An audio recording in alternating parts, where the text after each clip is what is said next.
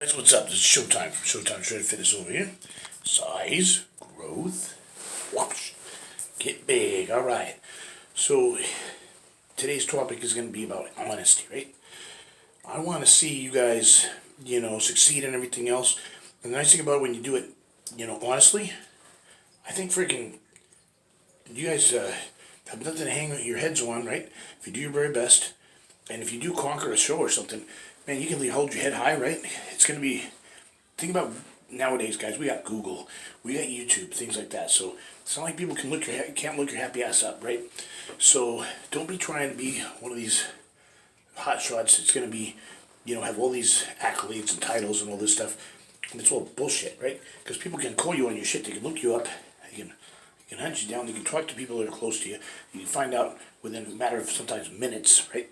If you're full of shit or not, okay? You'll never see me, even though a lot of people would believe me, right? If I said, hey, I'm a Navy SEAL and this and that, an Army Ranger, whatever it is, Navy SEAL would be the most realistic because I served, okay? And I have an honorable discharge. But you won't catch my happy ass saying I'm a Navy SEAL unless I'm an actor playing a movie and role in a movie, right? So maybe you say, okay, the world's my stage. I'm playing a character. Well, then you're going to lie about it. You're still playing a character that lies, right? That doesn't have integrity.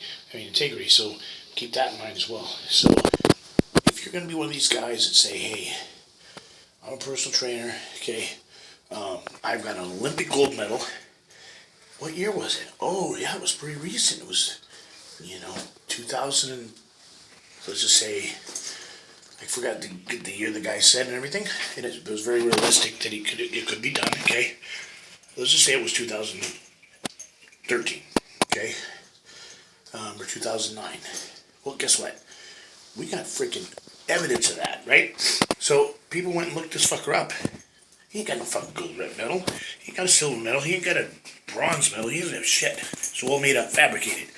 So what does that do with your integrity? It brings it down because it brings your trust level down. People don't trust you anymore, right?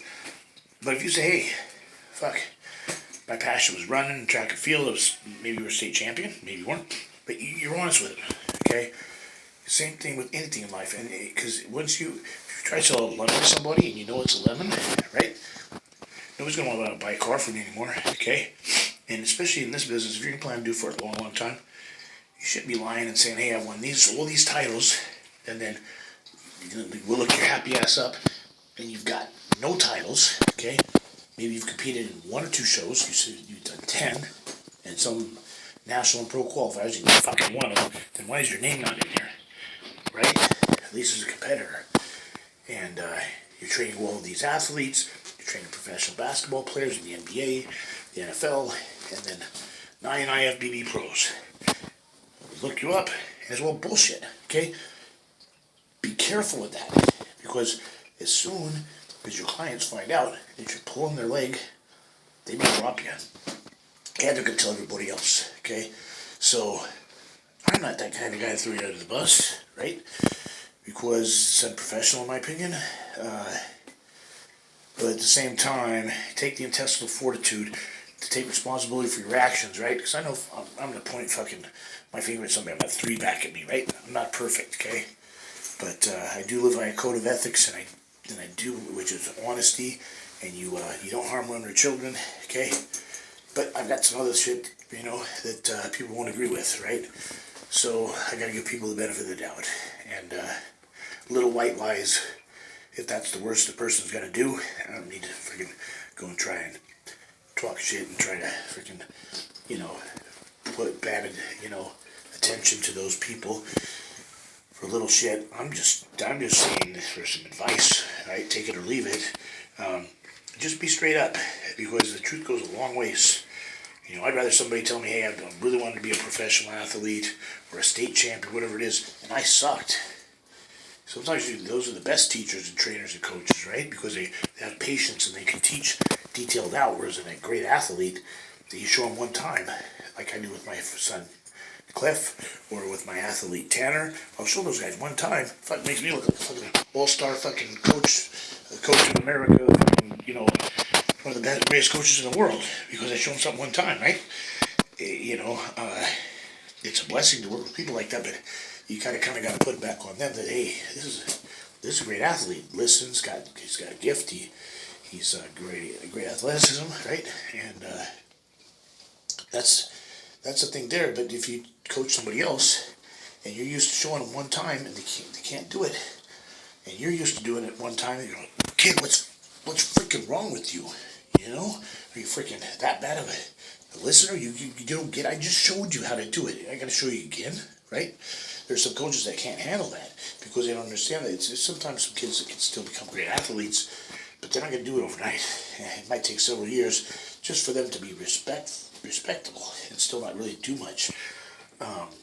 Welcome to the life of coaching, guys. Okay, my dad was a coach he's won some coaches of the year and stuff like that. I've coached football, wrestling, and track, and of course everybody knows I coach bodybuilders and powerlifters, but yeah, you know, there's some patience to go along with it, and you're going to have all types of people, and I'll tell you what, sometimes it's more fun to coach the underdog that gets his ass kicked for 3 years and then is a stud as a senior, and nobody saw it coming. But because you believed in him and you taught that kid, that girl, that boy, that the time is coming if they work hard and they achieve something, even if it's just going to the state tournament and fucking getting bombed out the first or from regionals, right? But normally they have an 0-9 season. You guys just gotta, praise people when they kick some ass and do some good things. All right, guys, it's been Showtime. Shred Fitness over here. Size, growth, whoosh, get big. You'll never see me saying I'm an IFBB pro either, right? Unless I actually have it in my possession or there's a way to look it up. Okay, I'm cool with just being a state champion for right now. Okay, and that's all that ever happens. I'm cool with that. So I don't need to be making up stories. So I'm just telling you guys that you're gonna have people who respect you a lot more if you just say, here's the good, the bad, and the ugly. If you want to leave the bad out, go for it. I'm not saying don't try to be marketable, but don't tell lies either. That whole repeat customers and be back and referrals and all that kind of stuff in any line of business can go significantly down if the trust level is not 100%. Okay, you got enough misunderstandings out there when you do the right things that can blow up on you and put you in a bad light as it is, right? It's not even your fucking fault, okay? Sometimes it's not the customer's fault either. It's just bad luck, right? And they're over here with their belief of what happened, and you're over here, and unless you can meet somewhere in the middle, and if you're not an owner, it's a lot harder to fix it. If they don't have your back in a way to, put things back together again. I've had good bosses in the past that have been able to fix shit, right? And put it together and put it in the middle. That's why I like being an employee. Sometimes you just go to work and you go home, 8 and gate. But the problem with that is sometimes too is that if your boss makes a bad decision and you're the one that gets blamed for it, not the boss, not the customer, you, and it fucks up your sales and your repeats and your be-backs and your referrals, that's the risk, of working for somebody else. All right?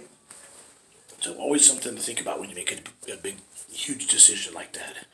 But freaking life is fun. I'll tell you what, I would not regret one second of 1 minute coaching people. It's one of the most rewarding things you can do aside from helping people that, have developmental disabilities. In fact, fucking Special Olympics is a fucking blast to help out with too. Those guys get excited and they're happy to be there, and a lot of passion for life, and shit, some are just happy to get out of the house. But they'll surprise you. Some guys are really, really strong. They can lift a lot of weight. Some of them can run really fast, there are some really good athletes in those Special Olympics, and you go there to inspire them. They usually inspire you, right? And that's neat. It's just neat to see people take away all their excuses and just live life and enjoy it. All right, acqua fresca, vino puro, strecciadora. All right.